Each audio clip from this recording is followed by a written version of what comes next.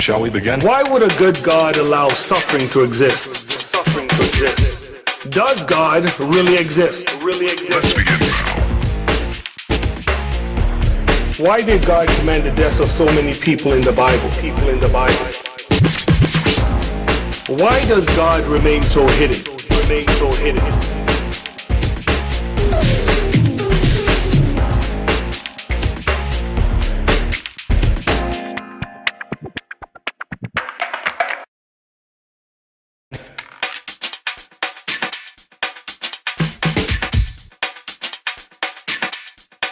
Let's begin now.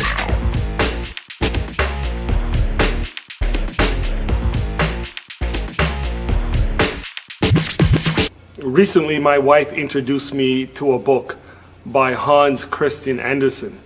It's about a tale of a king who likes fine clothing, and he's very vain. He hires two tailors to make him the best outfits. And the tailors, who are really scam artists, make him a promise that they will use the best material, and the material is invisible. The only people that will be able to see it are those that are fit to see it.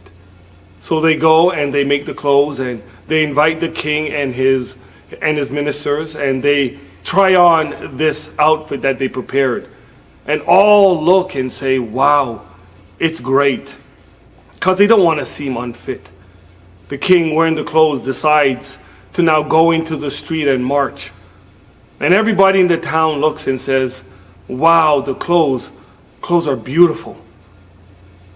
And then out of nowhere, a kid who's too young to know what is happening shouts out, why is the emperor not wearing any clothes? And they take the little child and they hush him. I think that is what's happening today. Political correctness, especially when it comes to the issue of transgenderism. Today, I have invited Dr. Tony Costa with me to discuss this interesting and unique topic. Dr. Costa, what do you say to somebody that says to you, this is who I am, I can't change? Well, what I would say is that, once again, from a biblical point of view, from a biblical Christian point of view, the idea here is that you can change. You don't define who you are. Ultimately, who defines you is God. You did not have a choice in your birth. You don't have a choice in your hair color, your skin color, your eye color. All of these things you had no choice in. And you definitely don't have a choice in your destiny as well, even though we think we do. So what I would say is that, no, people can change. The Bible is very clear that there were people in the early church who were people who were engaged in these types of acts, homosexuality, they engaged in idolatry, adultery, and other sexual deviant acts. The Bible says that they were once in this lifestyle, but they were changed. They came into a saving knowledge of Jesus Christ.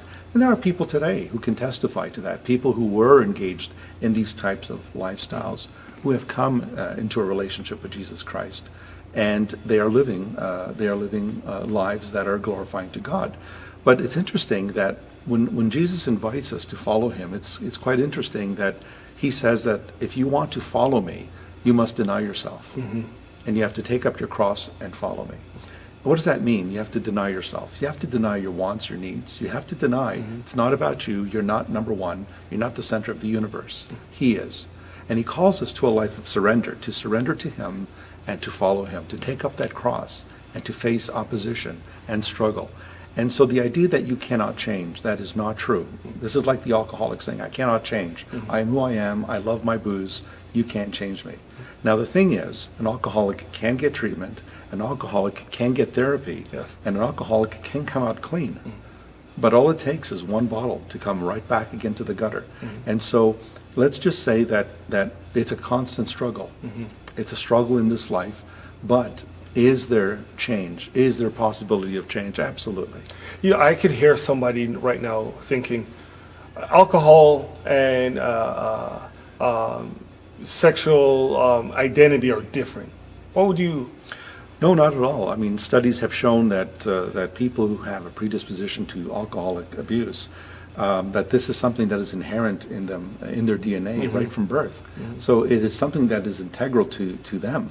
And so it's not something that they just choose to be, as we keep hearing, being an alcoholic. Yeah. It's intrinsic to them. And so even if it could be proven that someone is born with a predisposition towards sexual attraction to children or to people of the same sex, again, it doesn't logically prove that these behaviors are legitimate or moral.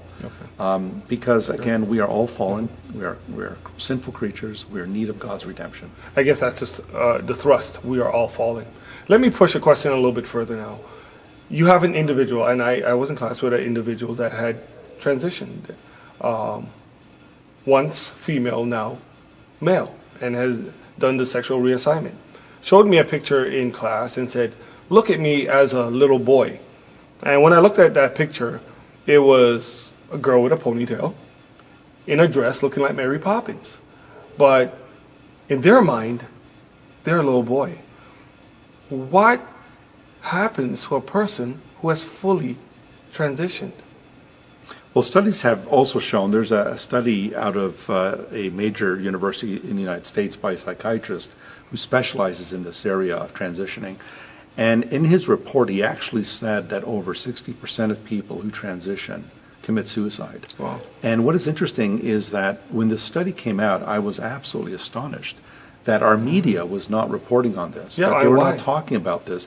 And there's been similar cases from Harvard Medical School where certain findings have shown that certain things that our society accepts as normative, that these findings have shown that these things are actually very harmful to the individual and to society.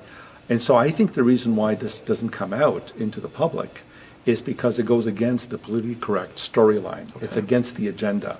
And so people who transition, what we're never told is the fact that many of them end up committing suicide. And I think it's because they have not met the expectation that they thought they were going to meet. Interesting. And then they feel that they can't reverse it. And so this leads to dire consequences. Dr. Costa, thank you. Always my pleasure.